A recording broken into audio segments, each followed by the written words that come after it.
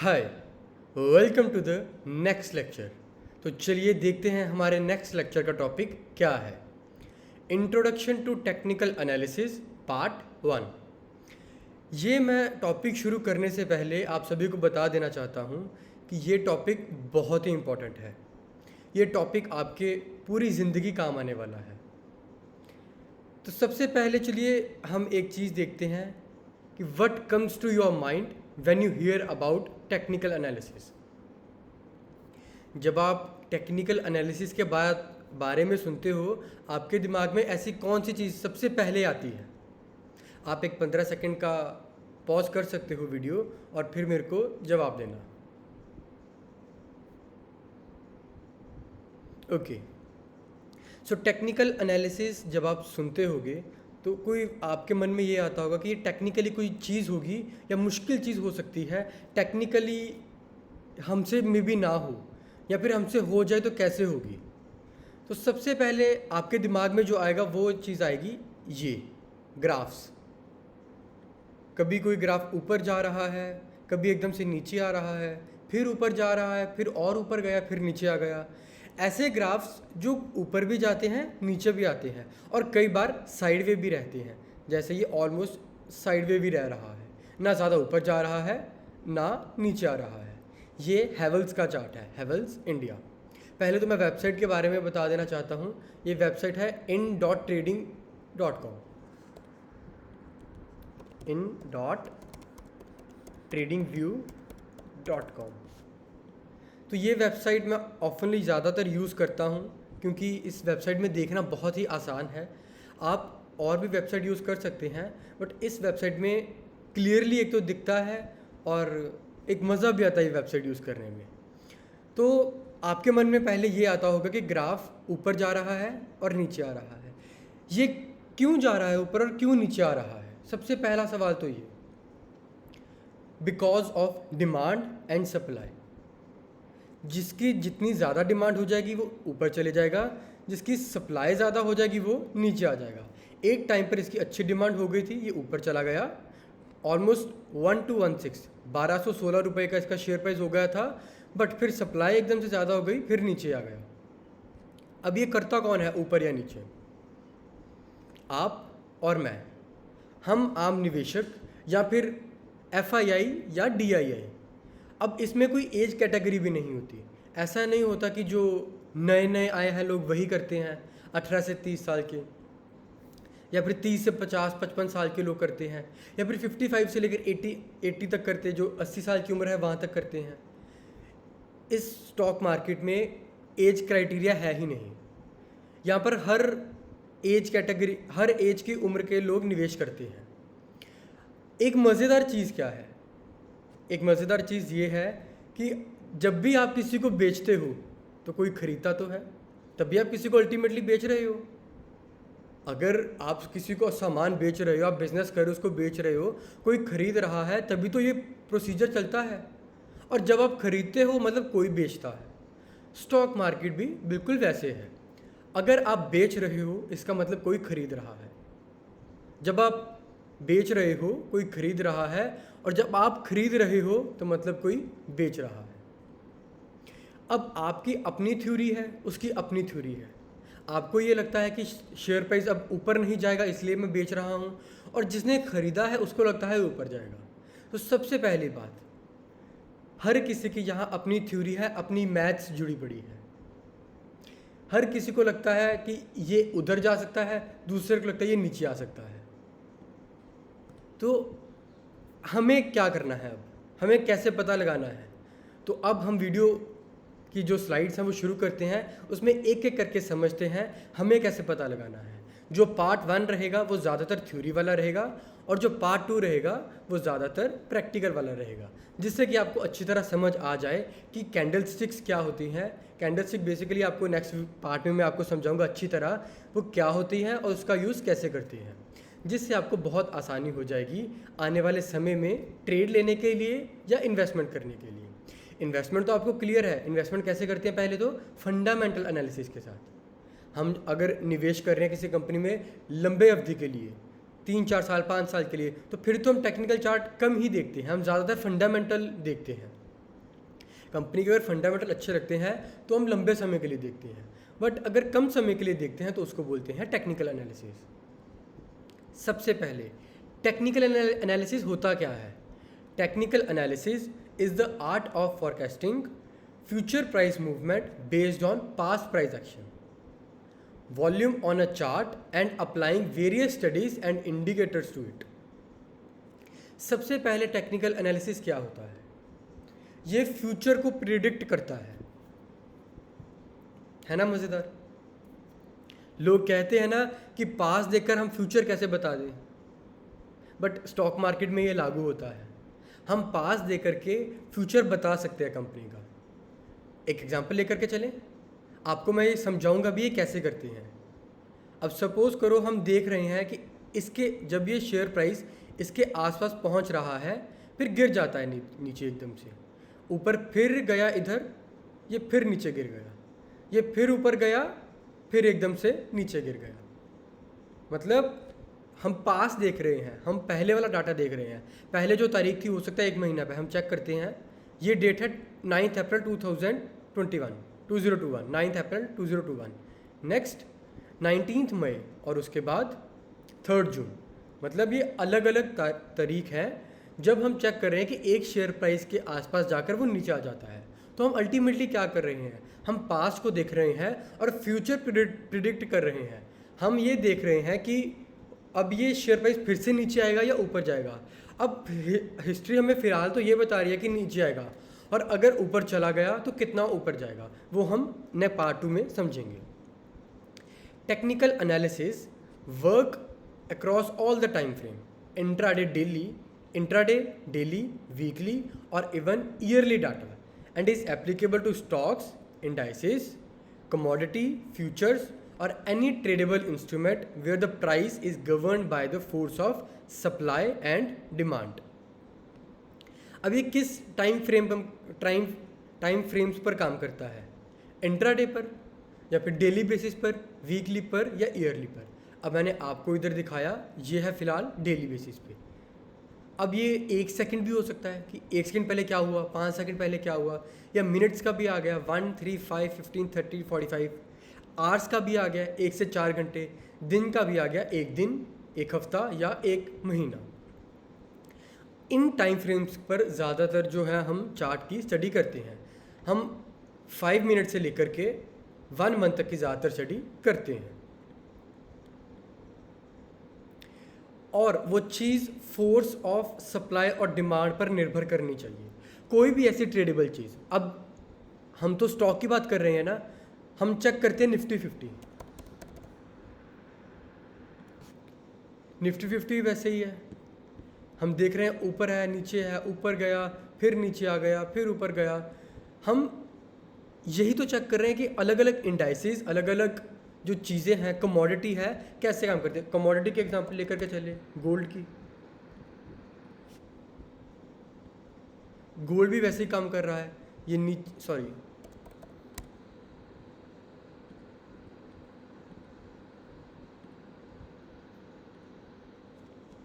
एक सेकंड,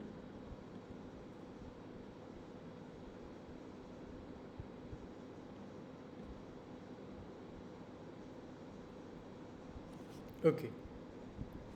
सो अब हम चेक करते हैं गोल्ड। ये गोल्ड पर आ गया। गोल्ड भी वैसे ही काम कर रहा है। मतलब हम अपना टेक्निकल कोई इंडिकेटर या टेक्निकली हम चेक करके पता लगा सकते हैं कि शेयर प्राइस अभी गोल्ड कितना चल रहा है, 47,680। अभी इधर के 47,680।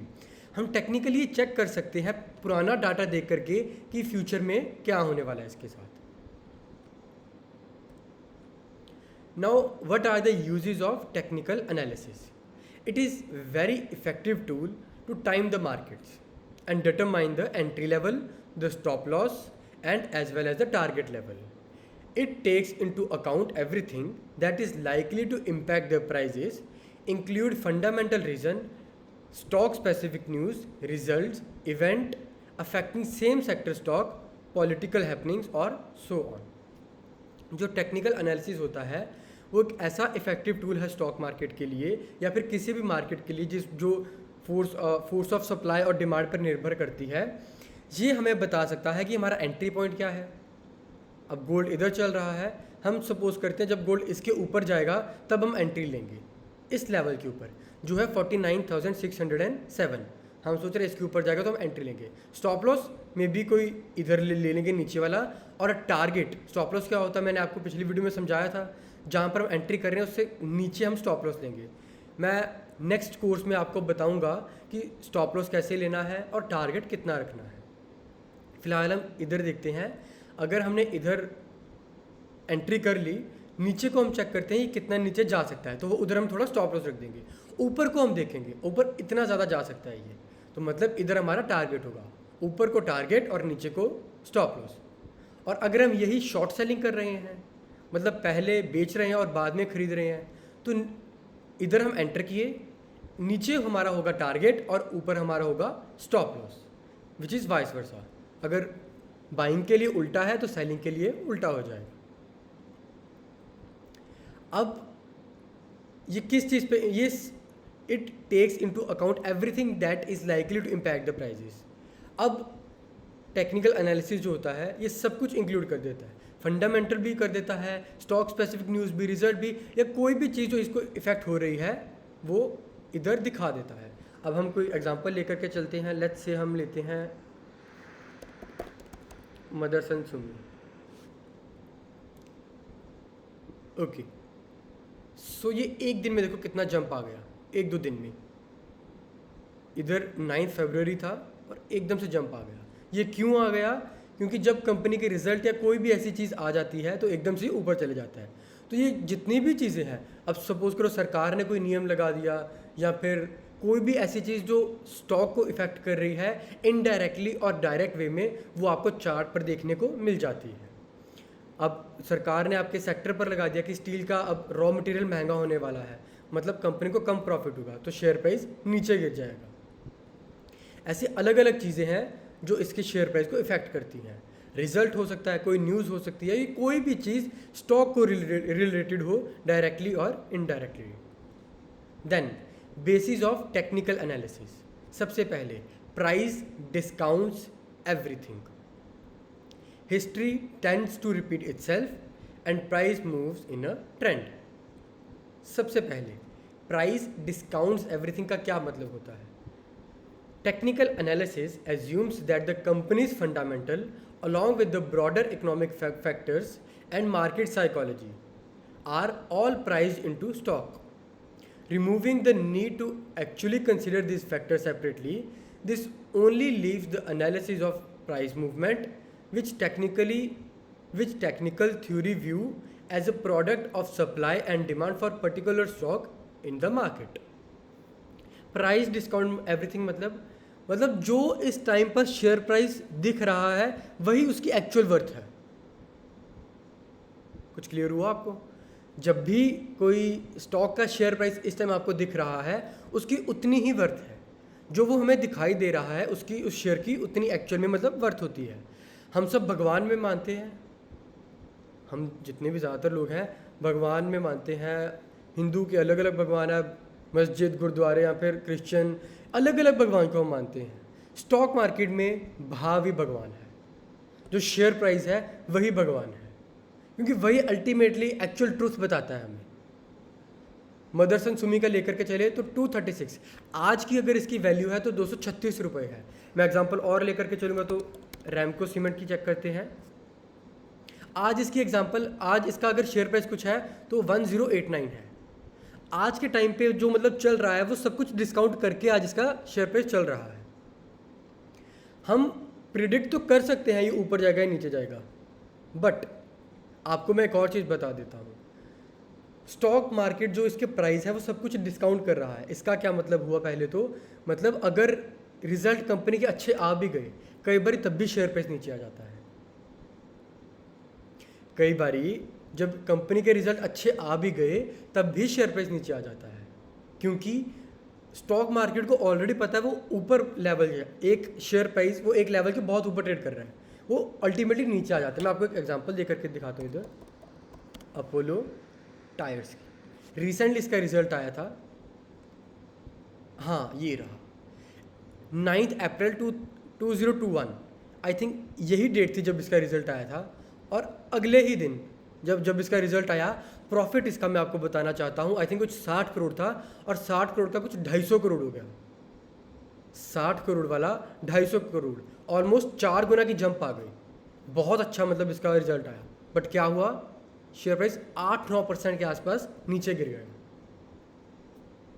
रिजल्ट तो अच्छा आया था, स्टॉक क्यों गिर गया? क्योंकि वो सब कुछ जो इसका भाव करंट चल रहा है, हमें सिर्फ उधर फोकस करना है, प्राइस एक्शन को हमें चेक करना है। जो प्राइस अब जो शेयर प्राइस है वो सब कुछ डिस्काउंट होकर क्या आ रहा है, हमारे पास सब कुछ दिख कर क्या आ रहा है, मार्केट की क्या साइकोलॉजी है, या फिर क्या इकोनॉमिक फैक्टर्स चल रहे हैं, या कंपनी के फंडामेंटल कैसे है, जो शेयर प्राइस रिफ्लेक्ट हो रहा है हमारी आंखों के सामने, वही एक्चुअल ट्रुथ है उस कंपनी का। क्लियर है आपको? Next, history tends to repeat itself. इतिहास गवाह है कि जब भी पहले कुछ होता है, बाद में चांसेस 100% तो नहीं कहूँगा, बट 60-70-80% के चांस होते हैं कि वही रिपीट हो जाए। People have been using charts and patterns for several decades to demonstrate patterns in the price movement that often repeat themselves. The repetitive nature of the price movement is attributed to market psychology.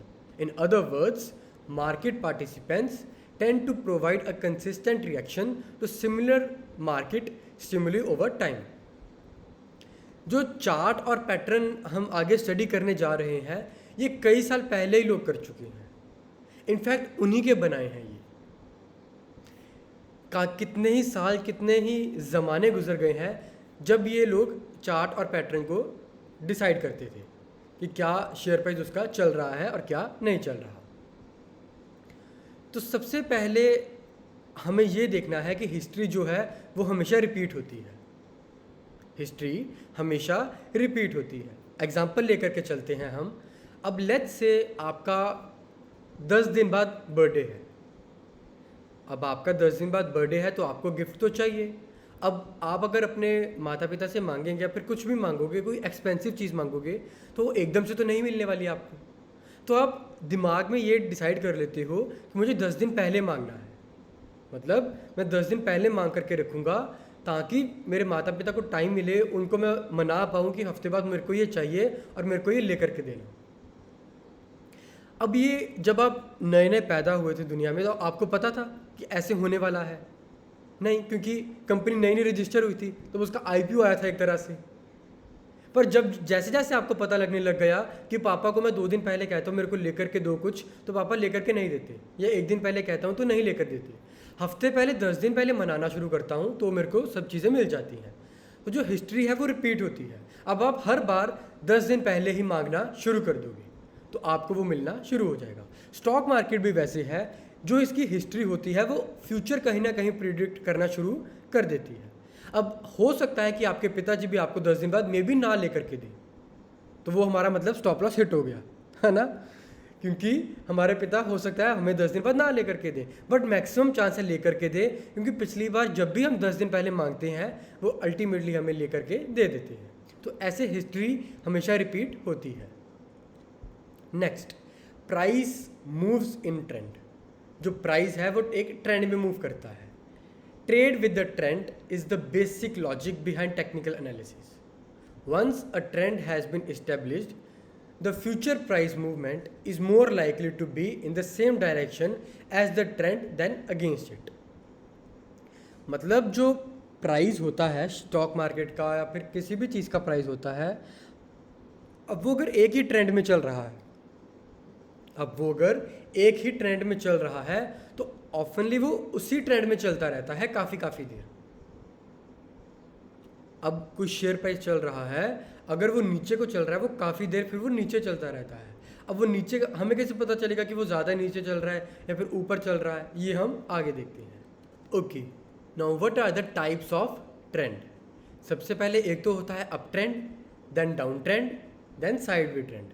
Up trend तो हमें पता है ऊपर को जब जाता है, down trend मतलब जब नीचे को आता है, और साइडवे मतलब जब साइड्स में चलता है। बट हमें पता कैसे चलेगा कि कोई स्टॉक अप ट्रेंड में है, कोई डाउन ट्रेंड में है और कोई साइडवे ट्रेंड में है? ये हम अभी देखते हैं।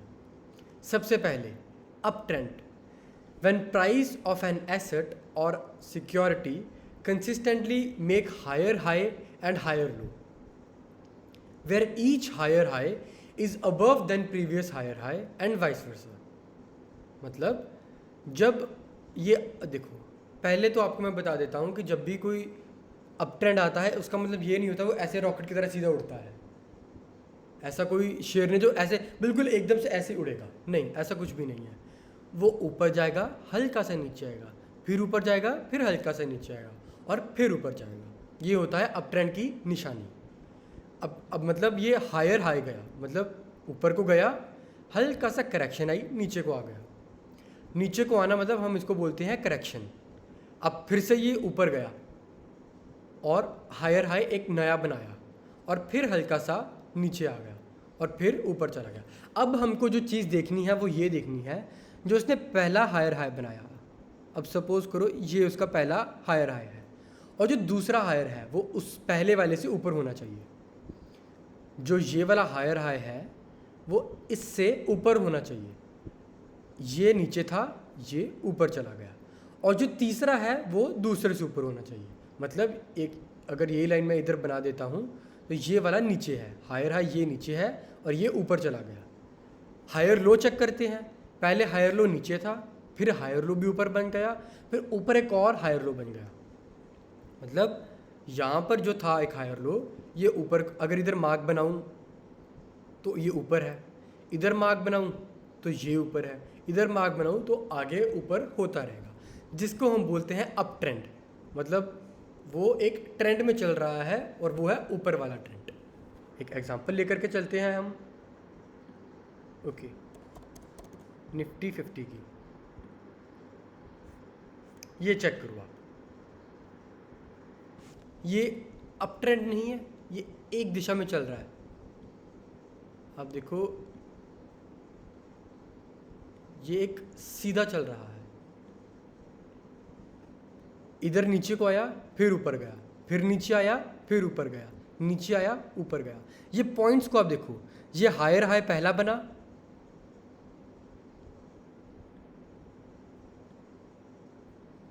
ये पहला हायर हाई बना, ये दूसरा हायर हाई बना, ये तीसरा हायर हाई बना और आगे ये चौथा हायर हाई बना. ये लोअर लो पहला बना, फिर दूसरा लोअर लो बना, फिर तीसरा, फिर चौथा. मतलब ये ऊपर को बढ़ रहा है, जिसको हम बोलते हैं up trend. Next, down trend क्या होता है? When price of an asset or security consistently making lower low and lower high, where each lower low is below previous lower low and vice versa. इस photo में हम check करते हैं, जब भी कोई एसेट या फिर सिक्योरिटी कंसिस्टेंटली लोअर लो और लोअर हाई बनाती है. अभी इसने पहले बनाया लोअर हाई, उसके बाद जब नीचे आया फिर एक लोअर हाई बनाया, फिर एक लोअर हाई बनाया. अब मैं अगर इधर एक लाइन खींच दूँ तो नीचे वाला और लोअर हाई बनाया, इधर एक लाइन खींच दूँ नीचे वाला एक और लोअर हाई है. मतलब ये नीचे को जा रहा है, नीचे ऊपर गया, फिर और नीचे, नीचे आया, फिर नीचे आया, फिर नीचे आया. मतलब ये लोअर हाई बना रहा है. और जो लोअर लो चेक करेंगे, इधर मैं एक लाइन खींच देता हूँ, ये एक लाइन आ गई. इसके नीचे देखते हैं, फिर लोअर लो आया, इधर मैंने एक लाइन खींची, फिर लोअर लो आ गया, एक और लाइन खींची, फिर लोअर लो आ गया. मतलब जो ट्रेंड था अब वो रिवर्स हो चुका है, वो नीचे को गिर रहा है. जो ट्रेंड है वो lower high lower low, lower high lower low, again lower high then again lower low बना रहा है, तो वो डाउन ट्रेंड होता है. फिर हम इधर ही आते हैं, ये चेक करो,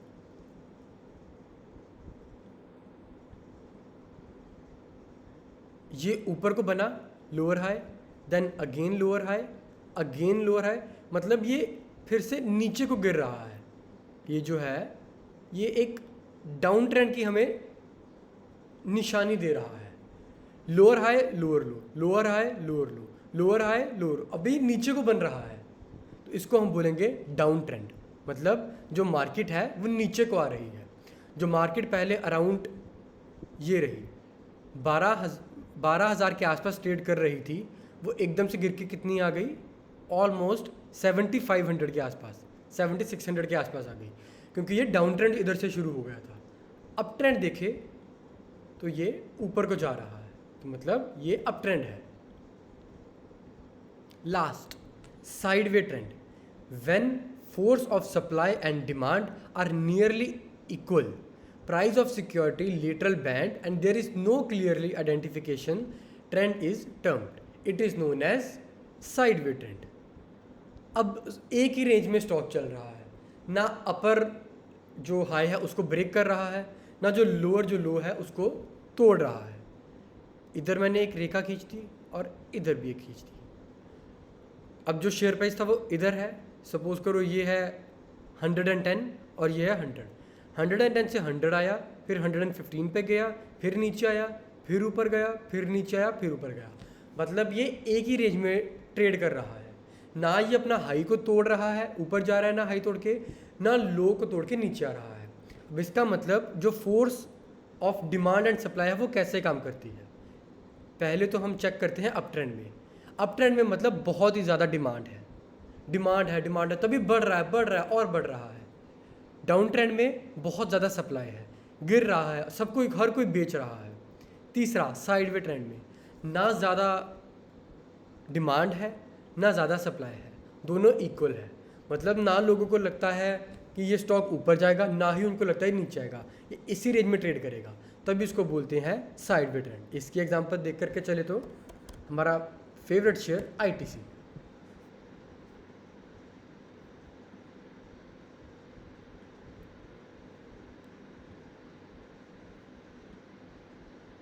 तो आप ये देखो, ये एक ही रेंज में ऑलमोस्ट कहीं ना कहीं ये ट्रेड कर रहा है.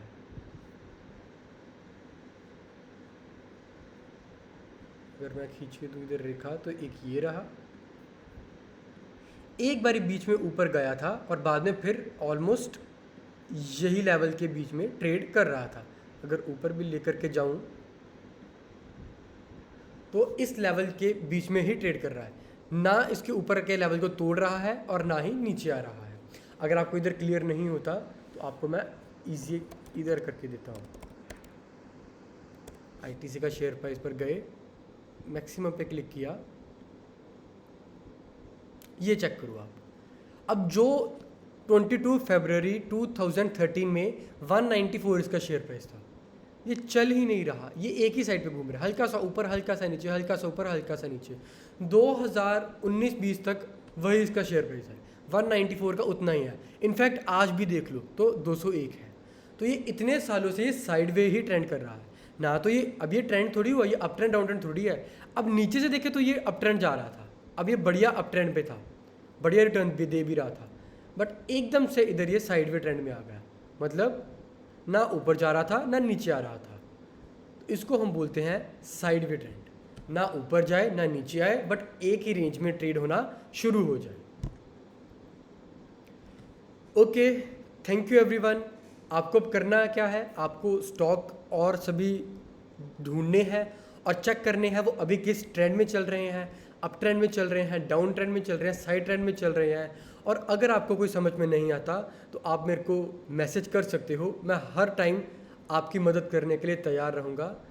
तो ठीक है, अलविदा लेते हैं और मिलते हैं टेक्निकल एनालिसिस पार्ट 2 में. Bye bye.